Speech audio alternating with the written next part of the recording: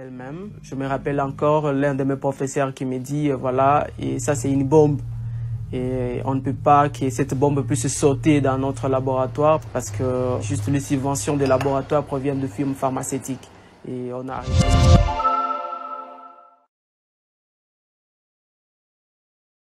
à la population. Ils ont vu que la tisane avait un meilleur résultat que les ACT et on nous a fait montrer que les différentes firmes pharmaceutiques risquent de couper leur appui. Et on a trouvé qu'il y avait orgueil, on m'a démis de mes fonctions.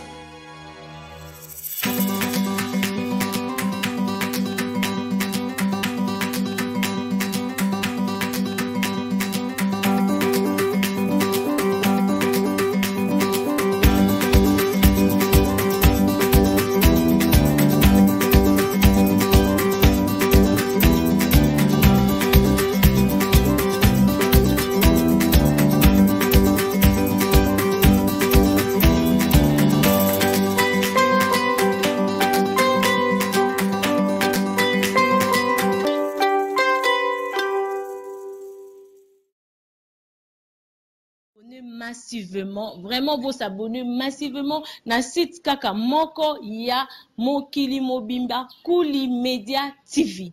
Il y a l'ombre. Oui, biso l'ombre lobani. Na olobate. Boy benganga pona etsabi. Mbote bandeko nanga ya Kuli Media TV. Mbote bisika yoso boali.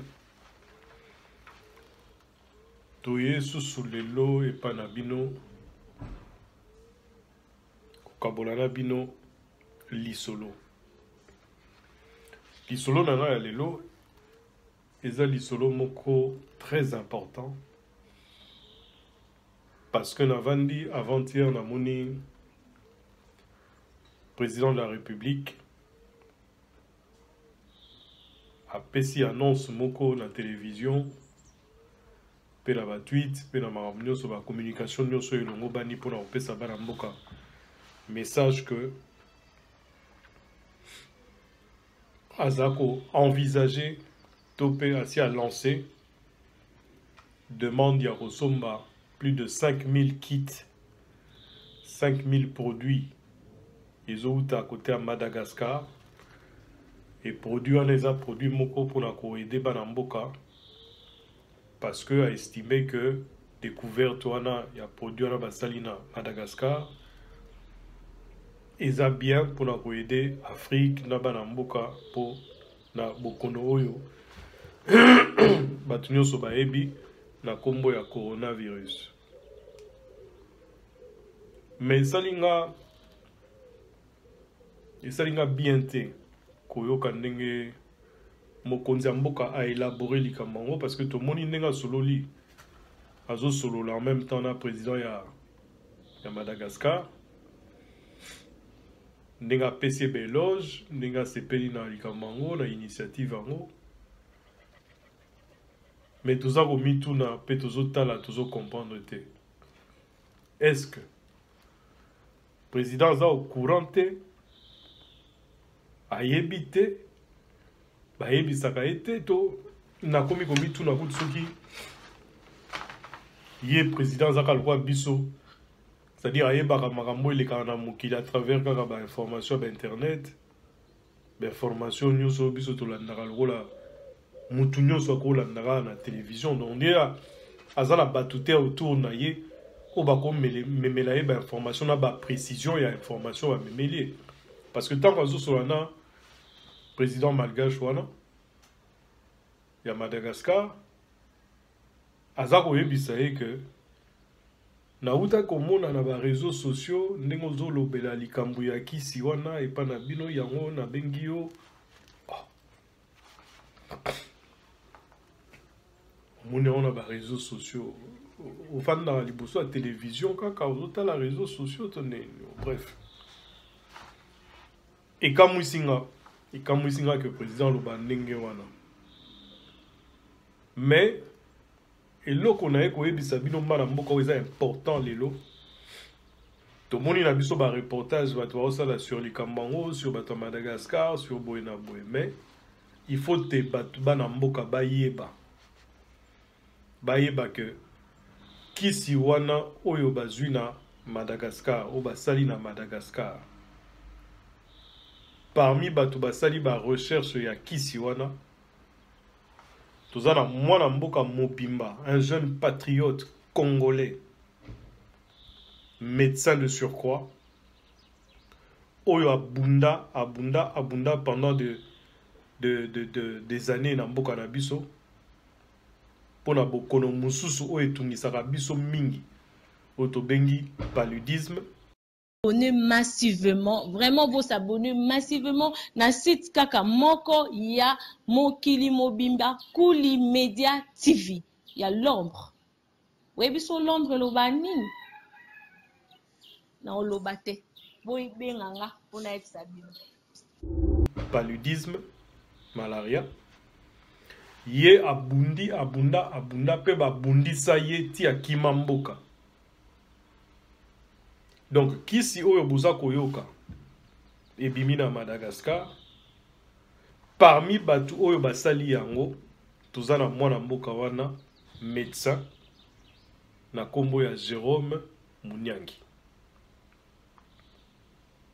Docteur Jérôme Mouniangi, azali docteur oyo aza formé na université ya Kinshasa. Université ya Kinshasa oyo tobengaka Lovanium na époque oyo papa na biso bazaka kuna. Oyo lelo babengaka Université de Kinshasa. Docteur Jérôme Mouniangi akoti na kati ya makambo ya paludisme ndenge nini. Bo abandeli makambo na ye kuna. Na 2011-2012, docteur Jérôme abelaki makasi malaria.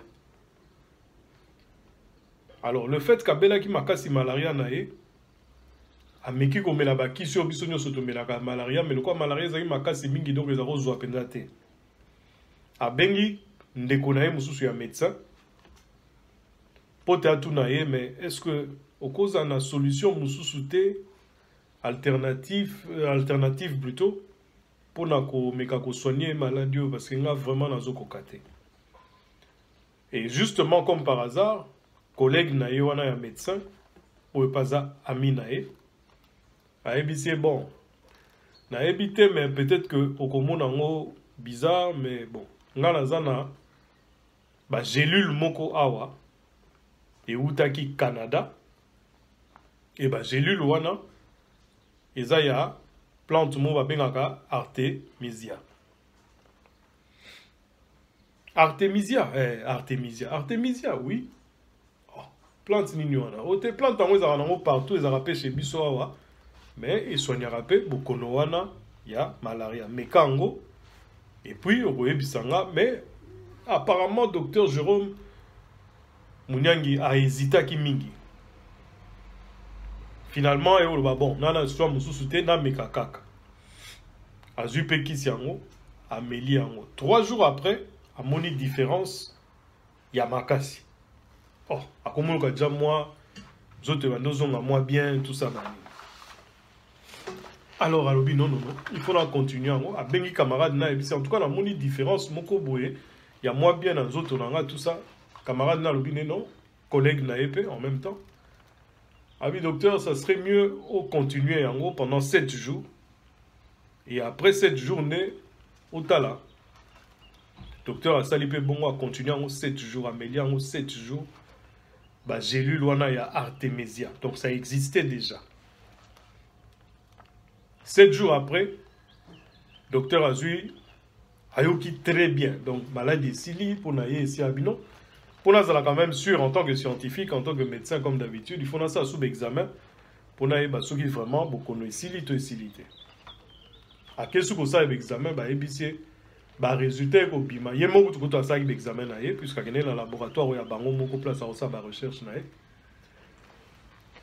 Amuna, bah résultat bimi le roi mutumoko.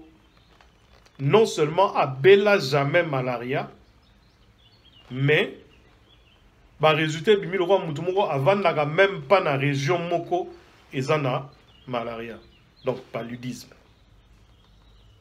Oh, à Kamwe. Ah oui, mais c'est intéressant, les Kamwe. Mais comment ça se fait que nous avons une solution ezananguya awa pour soigner bokonoyo, mais bokonoyo to soigner ango kakate pour ici là. Qu'est-ce qui se passe? Et si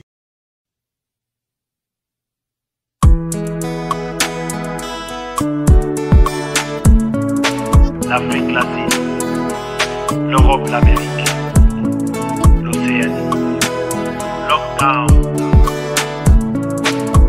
Peace and love. Cette histoire est mystique, diabolique, tragique. Le corona tue ma famille, ma nation. Covid-19. Une endémie qui vite, qui s'est propagée en pandémie. Aujourd'hui le monde meurtri face à cet ennemi. Mais beaucoup de vies s'éteignent en silence devant les impuissants. Et je sais que c'est pas évident de rester à la maison. La lumière du dehors attire les corps, mais c'est pas de l'or. Et pourtant c'est la mort, protège ton corps, fais trop attention. Pour le temps qu'il nous reste sur cette terre, restons confinés. Confinez-vous, restez chez vous. Confinez-vous. et si Kande, docteur Jérôme Munyangi, azwaki idée à kobanda ko consacrer sur ko vinaye mobimba ya recherche sur la plante qu'on appelle Artemisia. Mais pour l'histoire, parce que Bissoler a repé sa banalise, Willy Kinkela, le sponsor officiel, l'air Toya a repé sa banalise, et ça a mingi côté un peu bateau historique de l'histoire. Donc, dans le cadre de l'histoire, la plante qu'on appelle Artemisia, c'était une plante où les Chinois découvrent qu'elle déjà utilisé toujours la Chine, hein, comme par hasard. Les choses commencent toujours par là en ce moment. Découvrir qu'elle plante, en tout cas, vers il y a plus de 2000 ans. Il y a plus de 2000 ans. C'est-à-dire, plante, sur de Talibé, Rosara, Bambou, l'amour, on a Jésus. Jésus-Christ, l'herbe a découvert qu'il y a. Donc, ça n'est déjà existé, mais l'herbe a découvert en Chine pour nous saler l'ango, pour soigner l'ango, entre autres, il y a Ngungi, justement, il y a paludisme. Et ça qui n'a pas né, on a Jésus à Zalaki. Mais, après des années, il y a un peu dans le circuit à Batuna Mokili, jusque dans l'époque où il y a la guerre au Vietnam. Binonio Soboyebi, je pense, dans le cadre de l'histoire, qu'il y a eu une guerre entre les États-Unis et les Viet Cong et les Vietnamiens. Alors, durant la guerre Rwanda, les Américains ont déjà chloroquine. À l'époque, on a déjà la guerre Rwanda, ils ont la chloroquine. Pour la malaria, ils ont dans la région, il y a Vietnam, Makasi, na Zamba. Mais les Chinois, ils ont prêté main forte aux Vietnamiens pour combattre les Américains. Ils ont un problème, la malaria peut kufa ebele. Ti natango esengaki que ba bengisa qui si on a pas un grand prêtre moko ba chinois, il t'a pesa ki solution abi bon qui si o ezali boye na boye bo ça yango boye. Donc on mélange na ndenge ba fusion, na ndenge ba thé. Moi gobelet na tongo, moi gobelet na midi, moi gobelet na soir. Et ndenge wana pe docteur Jérôme asalaki bokoyoka lisolo après. Donc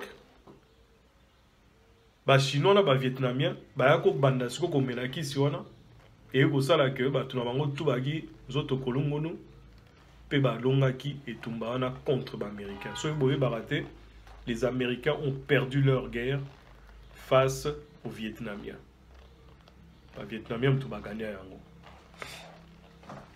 Donc c'est à partir de ce moment-là que Artemisia est au zonga la circuit. tu vas reprendre sous son activité dans Artemisia. Les Occidentaux peuvent comprendre qu'il y a un produit au Eslovaki, les Chinois et les Vietnamiens. Et ils ont un circuit. Mais le problème, c'était quoi? Le problème, c'est que le docteur Jérôme. Docteur Jérôme, tant que Biki n'a pas partir à Artemisia, a décidé à ça la recherche naïe. Qu'on banda bandi la recherche en 2014. Parce que ça fait 6 ans que Azan a signé la recherche. Docteur Azaki poursuivi, mais à niveau Mokodo, c'est-à-dire donc poursuivi, recherché. Il a même été empoisonné en 2017. Empoisonné qui est maintenant.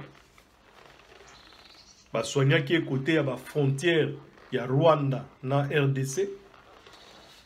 Docteur Tozo Songamon Mouké, l'air a bandi la recherche à Biakita, à côté à Kindu, dans Maniema. Batu nyonso bazaki na période wana na 2012 na kota Kindu na Maniema ko sillonner moi lac wana nyonso za côté kuna bazwaka traitement ya Artemisia ya docteur Jérôme à la population. Ils ont vu que la tisane avait un meilleur résultat que les ACT et on nous a fait montrer que les différentes firmes pharmaceutiques risquent de couper leur appui. Et on a trouvé qu'il y avait orgueil, on m'a démis de mes fonctions. Ayako sala ba solution nango parce que côté kuna na température na ba altitude na ma vraiment bien pour na kolona plante wana ba sali ba recherche et tout ça ayako trouver moyen ya ko sala ngo en fusion na té a sali pe ba a m'équiper ayako senga ba autochtone ya kuna permission à mes produits naïe pas na bango ba PC baval. D'où viennent ces ennuis? À mon avis, les ennuis viennent de firmes pharmaceutiques. Là va PC baval wana ba contrecarrer na médecin moko boazaki ko travailler na OMS à l'époque, lié dans l'air wana na bandi na OMS té. Mais l'air OMS pas ko découvrir ba recherche naïe, OMS a ko joyer, a ko recruter pas travailler na bango. Et entre-temps, il était toujours combattu. Or, stratégie OMS à cela qui peut joyer, ça qui juste pas joie, bah étude naïe, pas joie, bah formule naïe, joie, ma cambo ya za sala. Pour OMS qui n'a besoin ya biloko wana. Après les publications des résultats, on a dit aux patients que voilà, la tisane était efficace et eux-mêmes l'ont observé. Et là, les patients n'achètent plus les ACT en fait. Nous devenons de plus en plus gênants. J'étais interpellé par un grand dépôt pharmaceutique à Kindu qui m'a dit mais nous avons les ACT, on n'arrive plus à les vendre vraiment à cause de votre étude. Et là, monsieur, vous êtes en train de piétiner sur nos business. La preuve en est que quand il a commencé à être poursuivi après 2 ans, il y a la recherche wana où il s'est dit que le docteur a comme empoisonné à l'Ongwana qui na RDC. Akendeki na kota Bangui. Tant a komi kota Bangui, avant dit quelques années, nakati ambassade ya ba français na Bangui.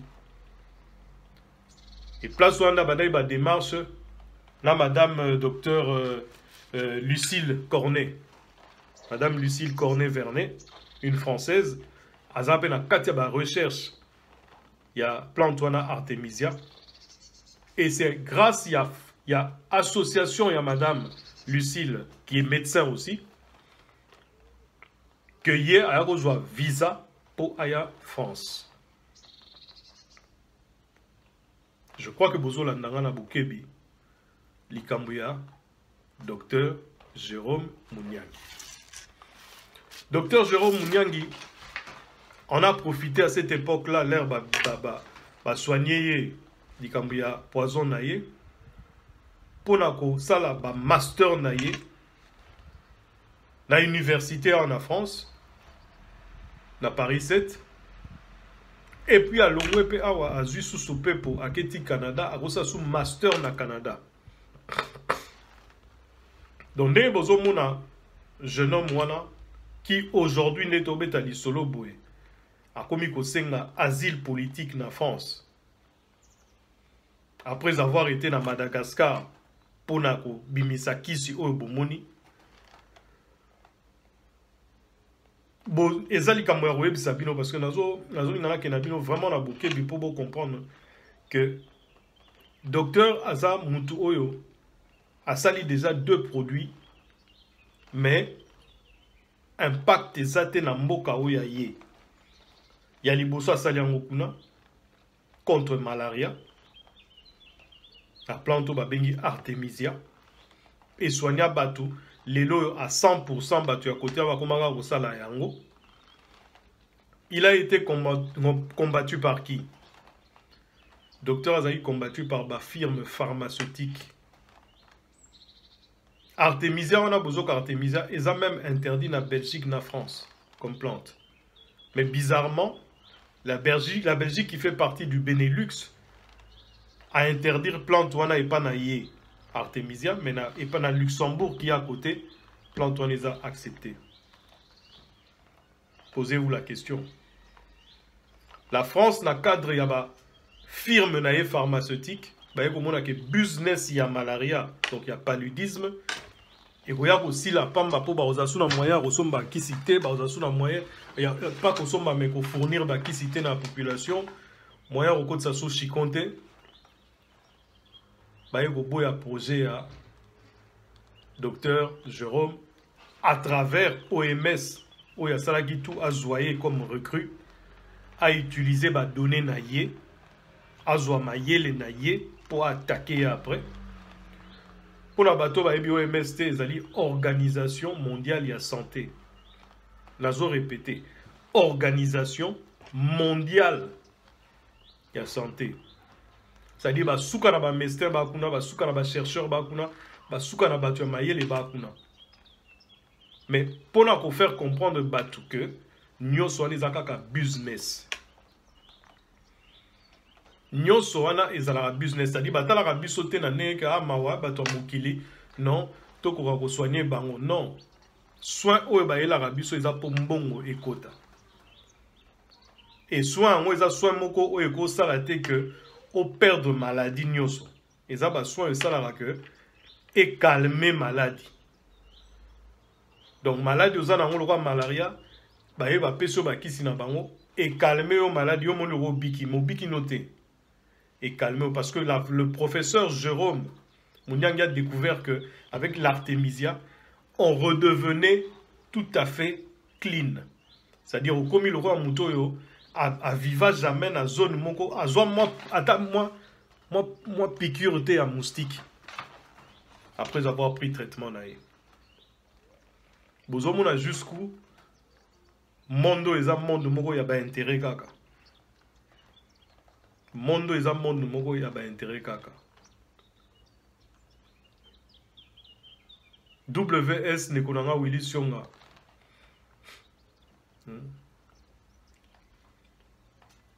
Ma nièce Francine Naboma. Boulela, gris boulet. Boulela. Masunda. Guy Masunda. Yabino Yangwana. J'espère que Brola n'a pas bokebu. Bandeko ya Kuli Media TV, naza vraiment na plaisir ya web Sabino que chaîne Nabiso ezozo ampleur malembe. Webi que za chaîne na benga ka chaîne de l'excellence. Eza chaîne o ilingi makambo nango ezala sérieux. Bato toyebi ba ya kotala ba émission na biso. Toyebi que za bato moko bazana bongo. Ba yebi ko raisonner. Bazana posa masolo ya bien. Masolo ko meme na bango en plus na savoir na bango. Yango tozo ko sepela ko pesa rabino tout le temps ba remerciement. Ndenge bozo s'abonner massivement gratuitement pe la chaîne ya biso Kuli Media. Et loko biso to senga bino zakaka bo partageaka ba vidéo na biso na autour na bino. Bande ko na bino ba yebi biso te ba yeba biso pe. Bo like pe ba vidéo na biso pour na relaxer biso ke bo lingi yango. Et enfin, bo finara pe na cloche ya notification pour le fait qu'on a abonné pour et loko yango ba expliquer bino te. Cloche wana notification soki bo appuyer yango et qu'on permettre qu'à chaque fois que Ombre Lili a bimisi vidéo na chaîne to chaîne ba équipe na ya Kisasa ba bimisi loko ozala notifié na lingala tokolo ba laka yo ba yebisa yo ba tindela yo message que voilà vidéo moko ebimi. Bandeko nanga vraiment merci beaucoup na ndenge bozo s'abonner, bozo continuer ko s'abonner na chaîne na biso et ça la biso motivation moko botala lwa siko na uti musala mais kozonga zongi na préparer qui élément oté mais le fait qu'il y a comme on président il y a 2 jours et trop tenga pendant 48 heures na traite na mutu na bino il faut na lukana tala Jérôme Munyanga zanani. Et pourquoi président a lobé likombo ya Jérôme Munyangité pendant que la plupart y a batunyo sur la RDC ou bazana moi bongo ba ebi que Jérôme Munyangi c'est le premier na kati Afrique wana toloba o ya kotisi mayele na ye vraiment na ndenge ya solo na kati ba recherche ya Artemisia. Histoire na ye et l'Obama na France 24. Histoire na l'Obama na ba TF1. Donc na babilo on entend que la babilo histoire na l'Obama na ba chaîne ya Canada. Ba chaîne oyo ya mukete, c'est-à-dire ça te chaîne moko boza quelque part bombama to wapite. Eza ba chaîne oyo ya minene. Soko kolanda comme par exemple kolanda biographie par exemple il y a docteur Lucille Cornet-Vernet. Au tali biographie à docteur Lucille Cornet-Vernet, au sentir que Azam Moutamukete. Et cette dame-là est venue chercher le docteur Jérôme Munyangi dans l'aéroport à Roissy. Botala importance à Pessina docteur avec aux aéroport. Pourquoi qu'on a aux aéroport? Parce qu'il y a des travaux. Parce qu'il y a des parce qu'il y a combien de bateaux à soigner qui na RDC. Na Artemisia nae. Pour le paludisme. Docteur Jérôme Munyangi a fait partie de l'équipe qui vient de sortir le CVD, CVD je crois, qui si oya ba malgache wana. Oyo lelo président Nabiso de la République a signé à plusieurs quantités ya ba médicaments wana. À peu près plus de 5000 pour nous tester à mon banamboka. Mouto azana kati parmi bato basali kisiwana, il y a le docteur Jérôme Munyangi na autobete amino li solo. Jamais calculé na mboka na biso. Le docteur Mouyembe. Le docteur Jean-Jacques Mouyembe oyo azali pionnier ya bato bazwa kisia Ebola. Akemba poizo ba subvention ne fût-ce qu'un Mickey Westina qui a trouvé solution. Mou colonie ni mboka na biso ko comprendre que tozana batu ya mayele. Mou colonie ni ba dirigeant na biso ba ko comprendre que batu ya mayele baza parmi bana ya mboka.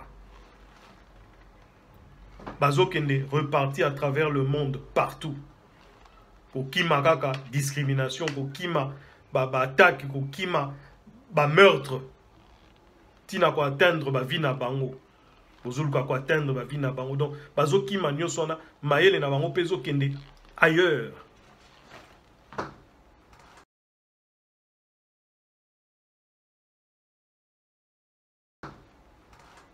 Soki docteur Jérôme Munyanga salaki mabe boye bisabiso. Soki azaki parmi ba terroristes moko bopo na mboka boye bisabiso. Mais président, il faudrait oyeba que il existe un compatriote patriote na kombo ya Jérôme Munyangi, médecin de surcroît de l'université de Kinshasa au Tobenga Lovanion. Azako erré quelque part na France pour azela kozwa asile politique. Pendant que Namboka Nabiso Bogoyiko kosalela ye Institut Mobimba, il y a recherche sur l'Artemisia, même ceux qui ont commercialisé dans le monde de thé, mais au moins bana ya RDC va profiter na savoir wana va profiter na kisio ya ko bimisa, va profiter na oh déjà c'est bimisa qui parce que Batubali côté na lobby bien ya Kindu, vous pouvez aller vérifier na Maniema où bazaka soigner Tilelo, na kisi oyo ya sala, Tewana ya fusion, ya Artemisia, contre le paludisme. C'est-à-dire malaria oyo ebomaka biso tout le temps, surtout dans mboka na RDC kuna, toye ba vacances banini, un mois kaka kosala leo ozonga boye, il faut ebeta yo. Yé a trouvé là déjà solution. Bon encadrer s'il vous plaît. Bon créer les laboratoires. Institut de recherche en parallèle pe na makamboka toujours ba ya INRB parce que République Mobimba institut à makasi roi INRB zate zaka moko. C'est-à-dire même là il y a coronavirus autoza nango ce qu'il faut pas que nous ayons résultats à travers le pays partout, il faut y en a INRB pour la fiable. Mais combien de temps il faut ça là? Et vous imaginez de ce qui moyen ya ko bomba ba makila wana ba prélèvement ba salité dans ba condition à bien, combien de temps il faut après comme dit ça et résultat na ngo bima fiable ou pas? Ah là là. Massivement, vraiment vous abonnez massivement na site kaka moko ya Mokili Mobimba Kuli Media TV. Il y a l'ombre. Oui, biso l'ombre lobani. Na olobate. Boy benganga pona exabino.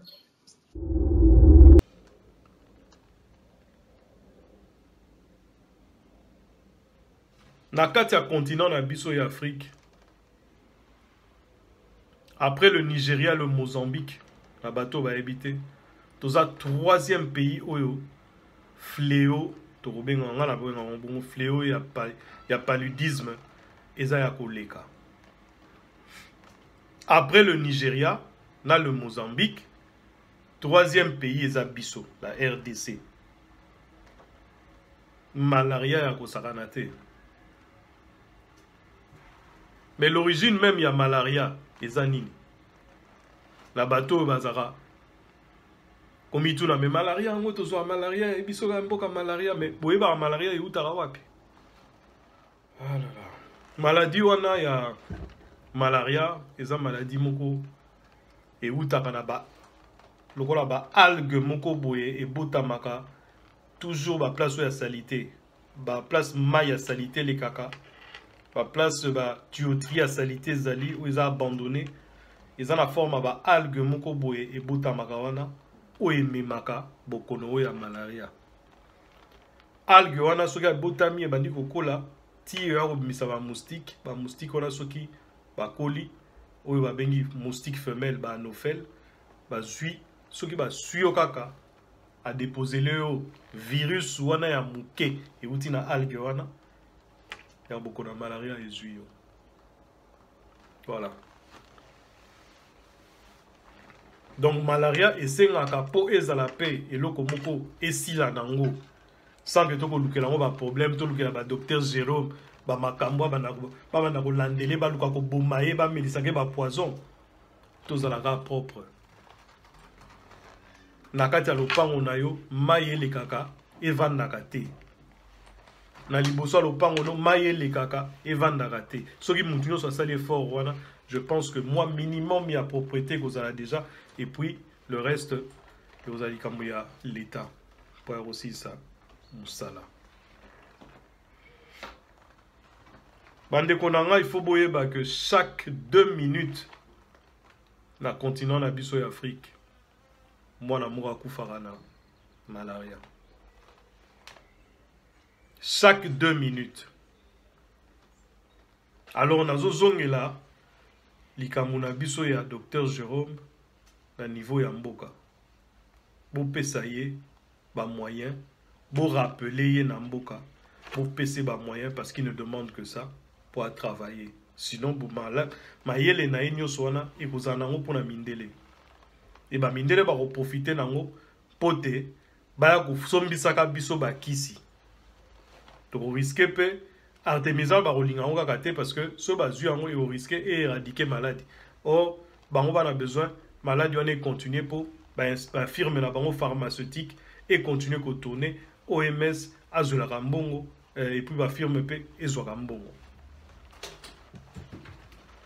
Voilà un petit peu la survolée un peu moins mouquée en gros et En gros, pas makambo nyoso ya oetangami autour ya docteur parce que les gens autour ya docteur Jérôme. Il faut boyer battre pour comme en France, Moutaïda qui est docteur Lucille Vernet. Docteur Cornet Vernet Lucille, si vous voulez vérifier, pour mon amour. Azali, une des fondatrices, il y a l'association qu'on appelle l'association de la maison de l'artémésienne en France. Parce qu'il n'y a pas un cadre à la recherche, à ça la recherche, à ça la plantation, à la pays belé, à Mokapé Afrique, pour toujours continuer à combattre Bangonios. Mais au moins, le quoi, docteur Vernet Baza Mindele, combat au bazo sala bango, ils ont un peu étudié, un peu calculé la limite moko boé. Mais oh, il y a docteur Jérôme, il a risqué même sa vie, il a été poursuivi partout. Ba recherche naïo à Salaka à l'époque, les racontes na OMS, tout a été confisqué. Même oyo mususa yaka na l'air ba bandina docteur Vernet na France, l'air ba découvrir que et loko bazana ngona maboko ezaki bombe et comme laboratoire il y a docteur Vernet, ils ont un laboratoire où ils ont financé par ma firme pharmaceutique justement. Bah non. Directeur il y a laboratoire où ils ont konzi à docteur Vernet. Ah non, il faut bouiller là bah étude union soit là tout wana ba botola yango la minute donné to ba boyer. Mais heureusement que les abilo qu'on a ayi bien ngozana on a mutu. Ya ngora mutu wana il faut te éviter bakata on. Pour ils ont mayele ya ko sakanate. Voilà, bandeko nanga ya Kuli Media TV. Nega na lobara. Pona lelo esili. Pona lelo. Maramunyo so elobami. Soki bozana ba question ya kotuna. Comme d'habitude, bokomela biso na SMS ya numéro 0033 6 33 75 37 07 SMS tokozwa toko répondre bino comme peso bolingi kotinde la biso na mail bokomeli biso na Vita Françoise 50 nyose kangama Vita Françoise 50 @gmail.com wana mail na biso ya Kuli Media TV. À part wana eloko asuka na website nezaka que tokomonana na mikolo ezoya. Merci bisika nyoso boali. À bientôt.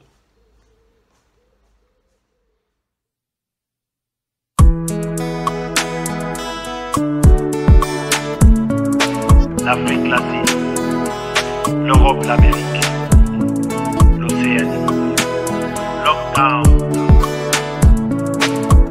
Peace and love. Cette histoire est mystique, diabolique, tragique. Le corona tue ma famille, ma nation. Covid-19. Une endémie qui vite, qui s'est propagée en pandémie. Aujourd'hui le monde meurtri face à cet ennemi. Mais beaucoup de vies s'éteignent en silence devant les impuissants.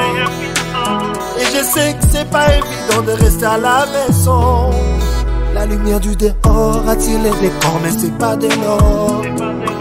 Et pourtant c'est la mort, protège ton corps, fais trop attention. Pour le temps qu'il nous reste sur cette terre, restons confinés.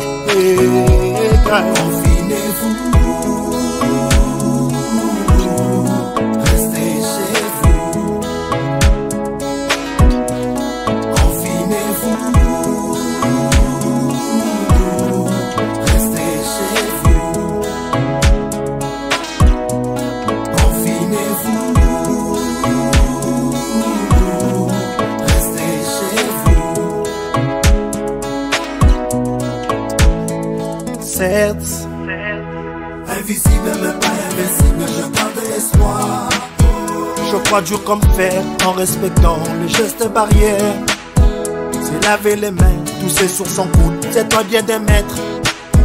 Mais quand t'es malade, porte ton masque, sois confiné. Appelle ton médecin, fais tes examens, c'est pas encore fatal. lumière du dehors attire les décors, mais c'est pas de l'or. Et pourtant c'est l'amour, protège ton corps, fais trop attention. Pour les temps qui nous restent sur cette terre, restons confinés.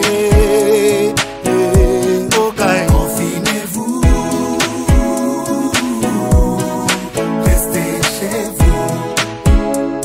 Lockdown, okay. Confinez-vous, restez chez vous.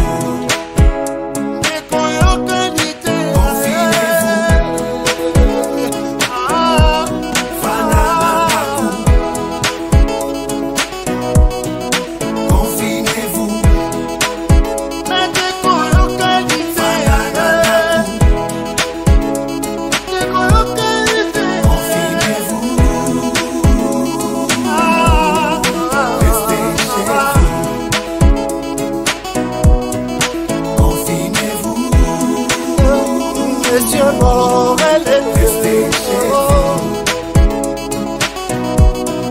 Confinez-vous.